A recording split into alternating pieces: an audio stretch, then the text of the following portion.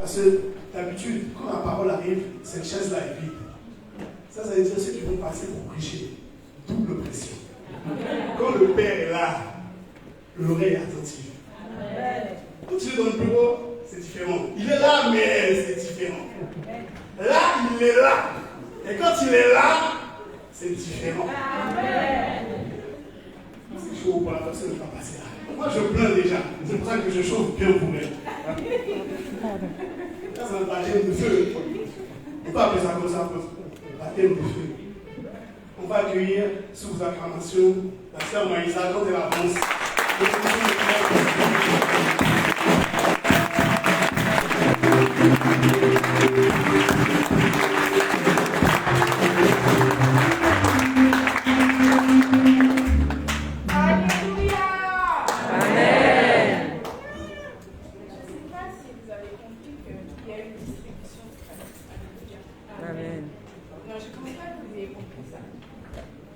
L'onction qu'il y a dans la musique ce soir, elle est particulière. Alléluia.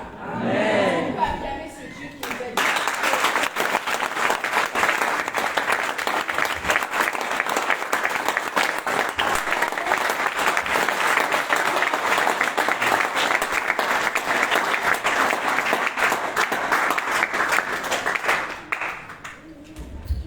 Alléluia. Est-ce qu'on peut acclamer ce Dieu qui nous aide?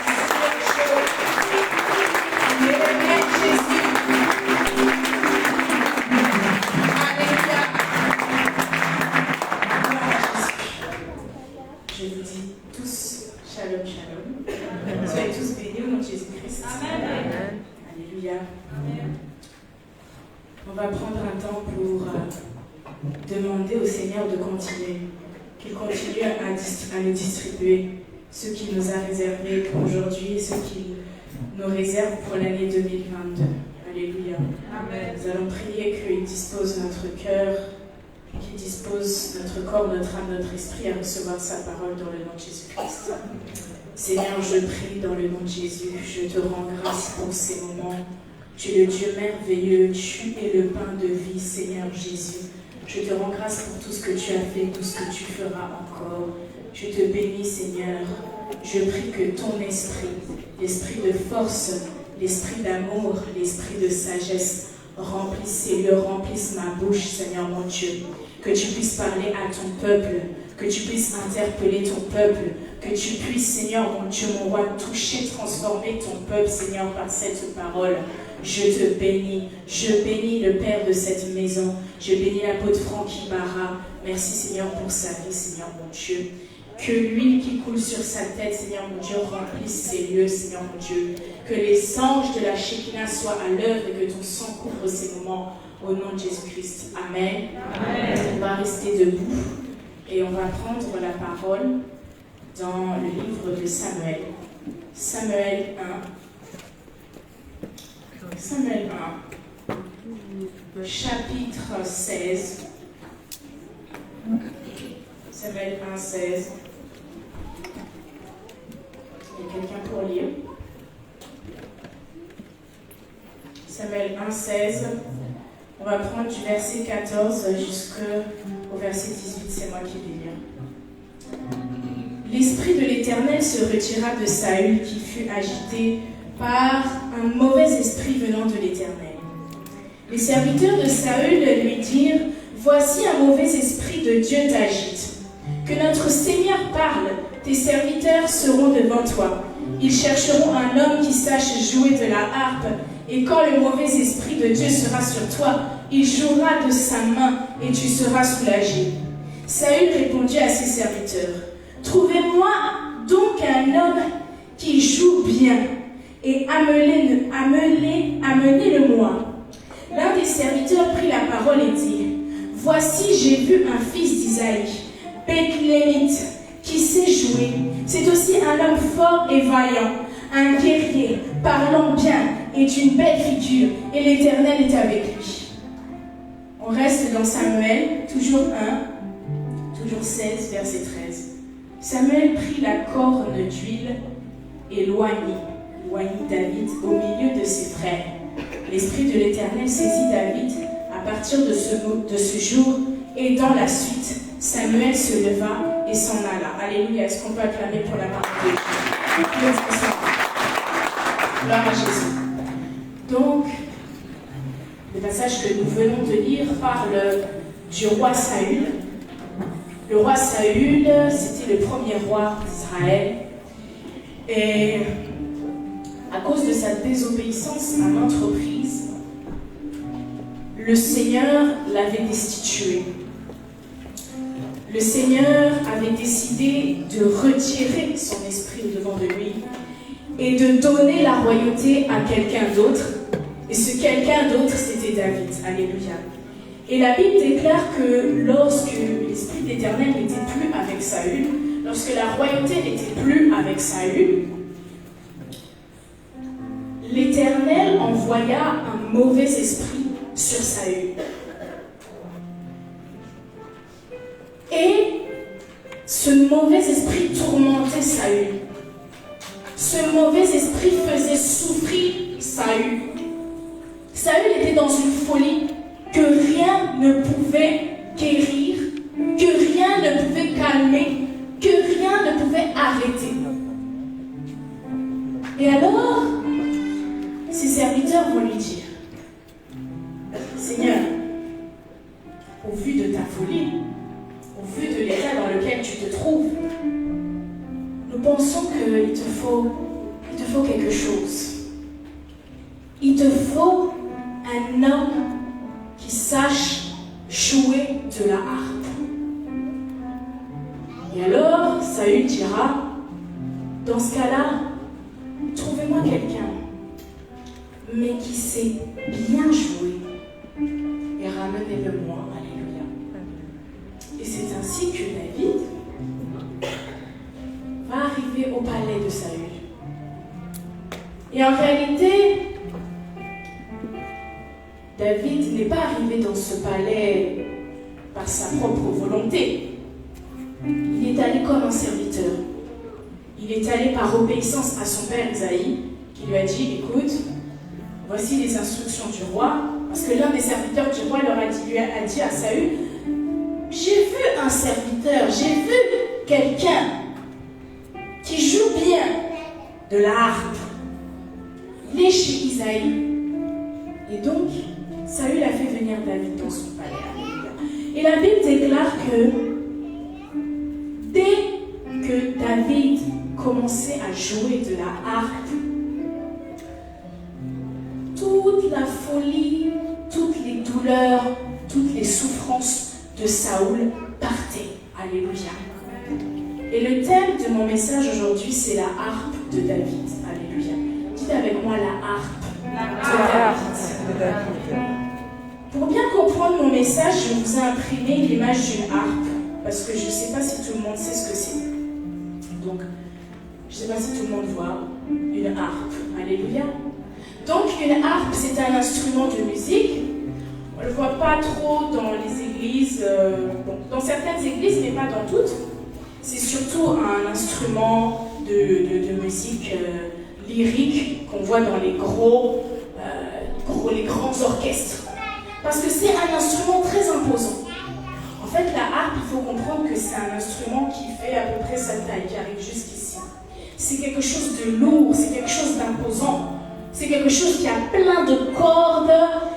Ça nécessite vraiment un apprentissage profond. Ça nécessite une certaine maîtrise, une certaine patience. Et tout le monde ne peut pas jouer de la harpe. Alléluia.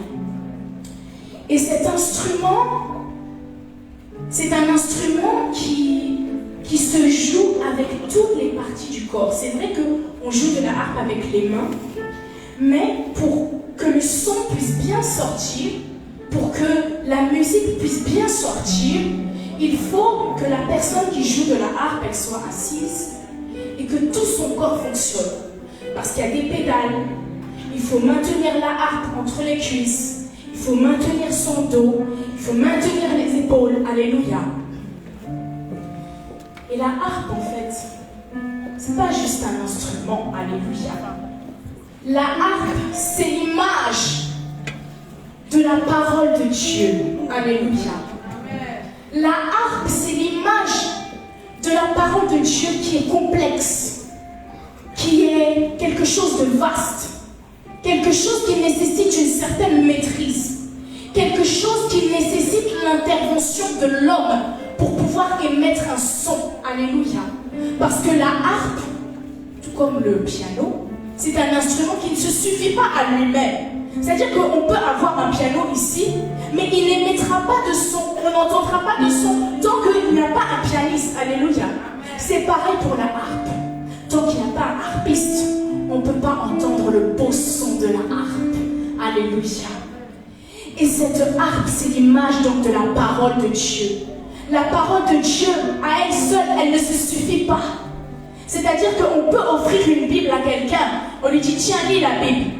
Mais si la personne n'a jamais entendu le son de la harpe, si la personne n'a jamais entendu parler de Jésus, il ne pourra pas comprendre la parole de Dieu.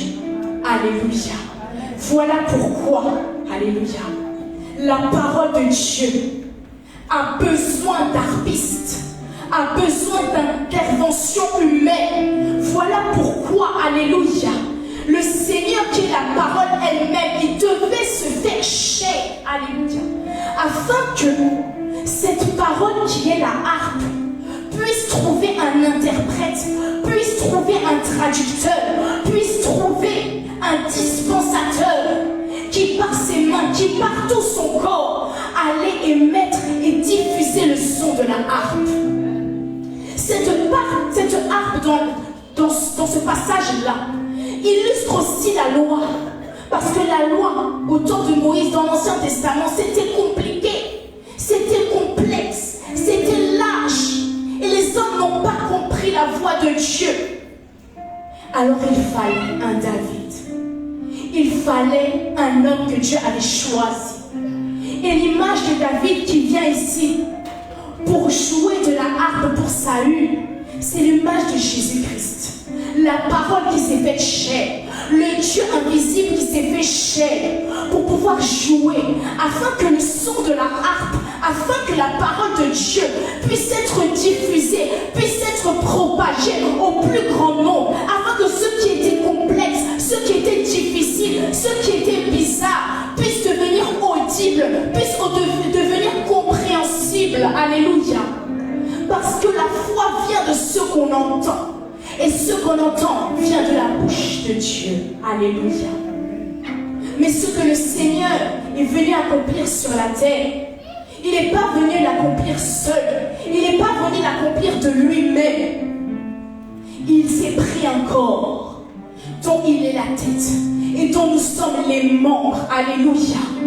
De même que le harpiste a besoin de l'intervention, de l'action, du déploiement de tous ses membres, le Seigneur a besoin de l'intervention de tous les membres du Christ, de tous les membres du corps de Christ.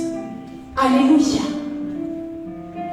Toi qui es là, qui as accès à la parole de Dieu, ne regarde pas le fait que tu ne sois pas encore pasteur, tu ne sois pas encore prophète, tu ne sois pas encore ministre de Dieu. Parce que même l'orteil, il émet un son à travers la harpe. Alléluia. Toi qui es là, qui entends la parole de Dieu, combien même ce serait seulement 1 Jean 3,16, Dieu a tant aimé le monde. Le Seigneur attend de toi que tu diffuses ce son, que tu diffuses cette mélodie tout autour de toi. Alléluia. Même si tu connais seulement Genèse 1:1, Dieu créa les cieux et la terre. C'est suffisant pour alléluia, débloquer, pour, alléluia, guérir et délivrer la folie de Saül. Parce qu'ici, dans ce texte, si la harpe, c'est la parole de Dieu, si David qui joue la harpe, ce sont les membres du corps de Christ et les ministres de Dieu, Saül qui est dans sa folie, c'est l'image du monde. C'est vrai que Saül, dans cette histoire aussi, c'est l'image d'Israël, alléluia, qui a été plongée dans la folie volontairement par Dieu. Mais puisque notre thème du soir, c'est la grande moisson divine, il faut comprendre que la seule solution à la folie de Saül, c'est la harpe jouée par David. C'est le son diffusé par la harpe de David. la seule solution au monde, la seule solution, la seule délivrance, elle ne se trouve pas dans les prophéties. Elle ne se trouve pas dans les miracles. Parce que lorsque le roi Saül était dans sa folie, on ne l'a pas ramené un prophète. On ne l'a pas ramené un magicien. On ne l'a pas ramené un médecin. On lui a parlé de quelqu'un qui sait jouer de la harpe. Tout vient de la parole de Dieu. Parce qu'au commencement était la parole. La parole était avec Dieu. La parole était Dieu. Tout ce qui existe, on va lire ce passage parce que c'est merveilleux. Alléluia. C'est Jean 1. Dans ce passage, le passage de Saül, la Bible déclare que lorsque David jouait de la harpe pour Saül et qu'il entendait le son de la harpe, la Bible déclare que Saül, c'est à cause du son de la harpe qu'il réussissait à respirer.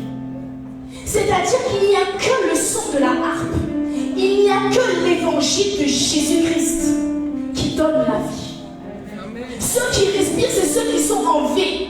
Amen. Ceux qui ne respirent pas, ils ne sont pas en vie.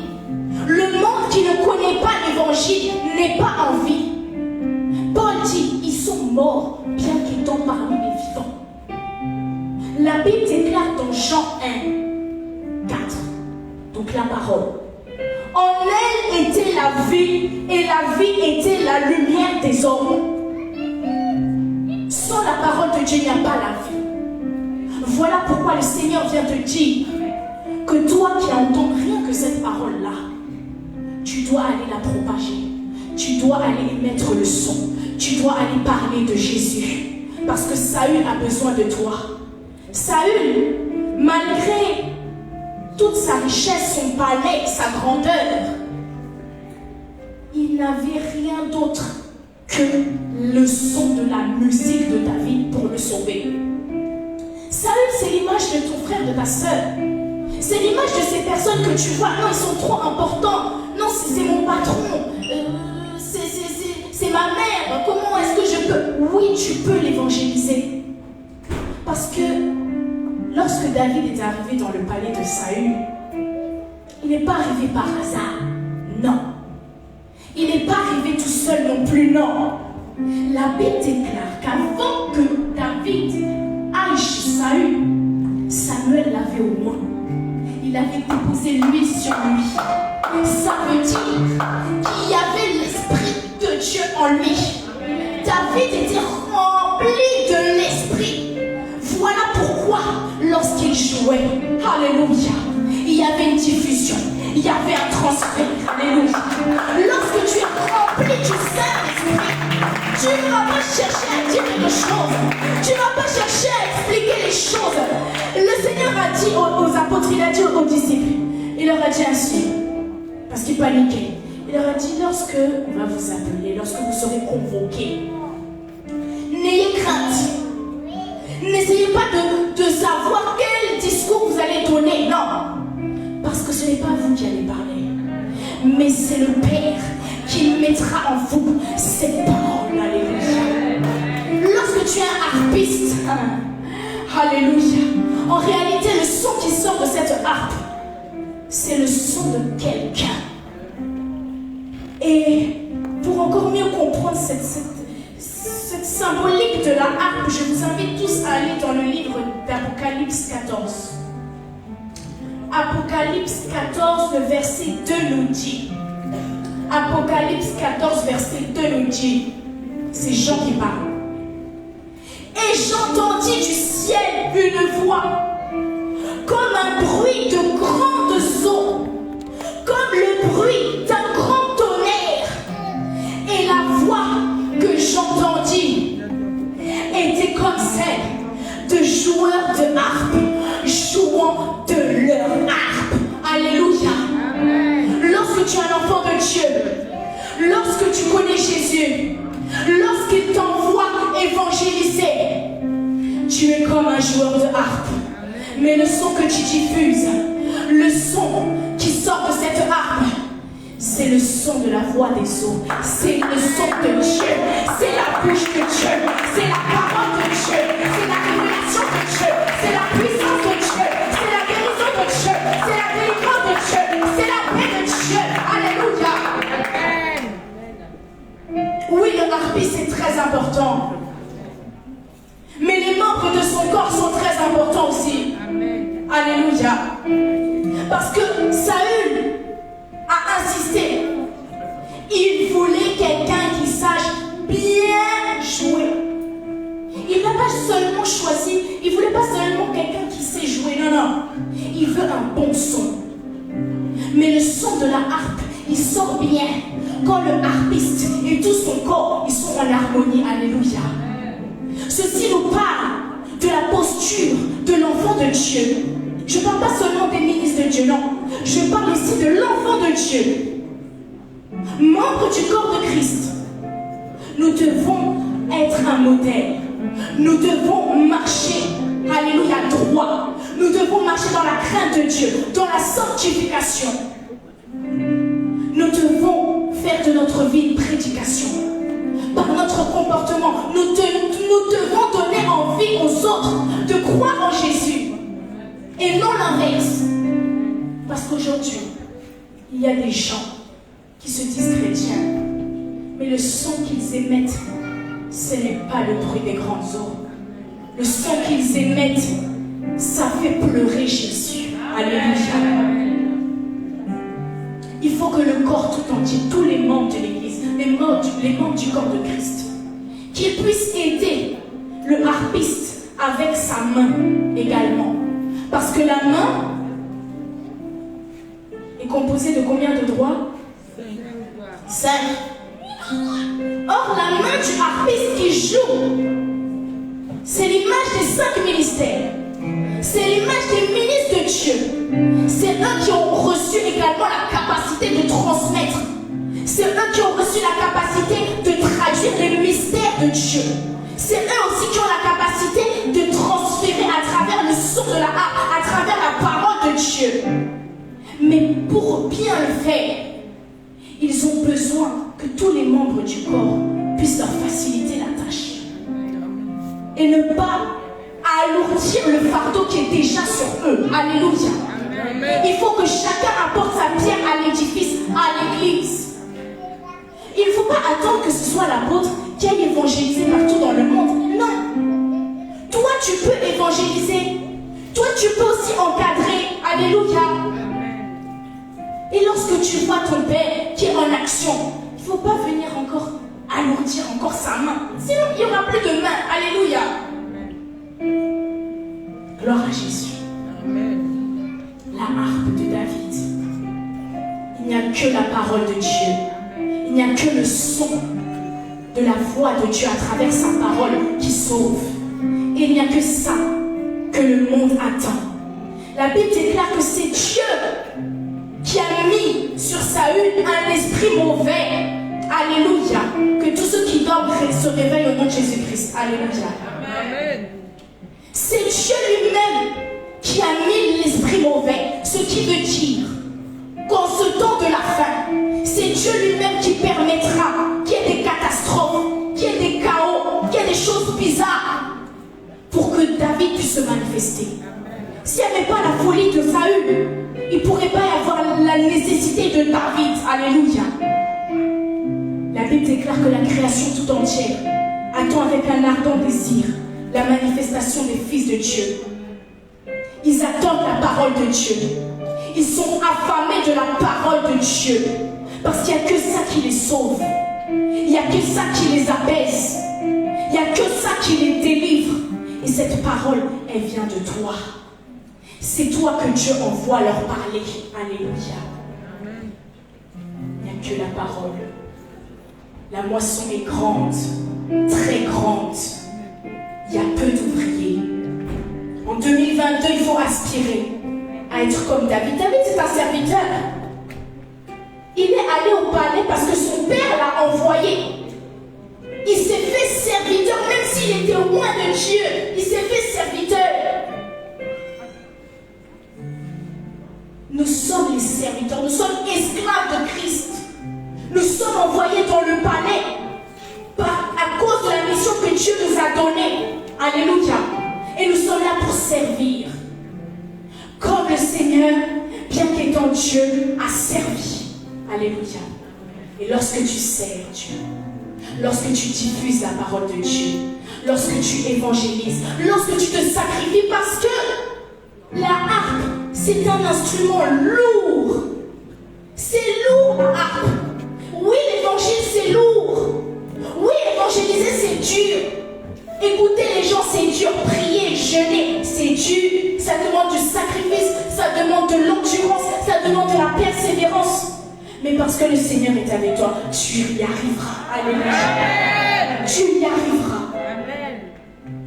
Et lorsque tu as été harpiste de Saül, sache qu'au chapitre 17 de 1 Samuel, il y a cette fameuse histoire, cette histoire connue de tout le monde. Alléluia. Cette histoire vraiment qui a rendu David célèbre. C'est laquelle? Quelle histoire? Goliath. Amen. Lorsque tu sers Dieu avec amour, alors il t'enverra. Il t'enverra terrasser Goliath. Là où tu es en train de t'étais un peu. Les gens n'avaient pas trop confiance en toi. Ils se disent, oh, lui c'est juste un harpiste. Hein. Lui il est juste là pour amuser la galerie. Non, tu vas arriver devant Goliath, devant tout le monde, devant tes frères qui t'ont attaqué, devant tes frères qui ne croyaient pas en toi, devant tes frères qui croyaient que tu n'étais rien, devant tes frères qui eux étaient des soldats et n'étaient pas capables, devant tes frères qui avaient peur, mais toi tu as pris leur peur, devant tes frères, alléluia, qui étaient orgueilleux, mais toi tu as laissé ça de côté, tu as terrassé Goliath. Parce qu'en toi il y a l'Esprit de Dieu, parce qu'en toi il y a le son des grandes eaux. Et le son des grandes eaux. Alléluia. Il fait fuir l'ennemi. La Bible déclare, lorsque l'ennemi viendra, et en fait il y a un problème de traduction parce que nous souvent on traduit lorsque l'ennemi viendra comme un fleuve, virgule, l'Esprit de l'Éternel le mettra en fuite. La vraie version, c'est lorsque l'ennemi viendra, virgule, comme un fleuve, l'Esprit de l'Éternel le mettra en fuite. C'est l'Esprit de l'Éternel qui est un fleuve. C'est pas l'ennemi qui est un fleuve. Alléluia. L'Esprit de l'Éternel mettra, alléluia, en fuite tous les mauvais esprits, toutes les pacotilles, alléluia, du monde. Mais il a besoin de toi, harpiste. Il a besoin de toi, joueur de harpe. Il a besoin que tu t'accroches à sa parole. Il a besoin que tu sois, alléluia, un ouvrier qui soit à l'œuvre, qui travaille de ses mains. Parce que la harpe, c'est l'image de Moïse, c'est l'image de la loi. Mais la main, le chiffre 5, c'est l'image de la grâce. Le Seigneur te donne la grâce, la capacité de sauver Saül. Peu importe sa grandeur, peu importe sa forme. Prends courage.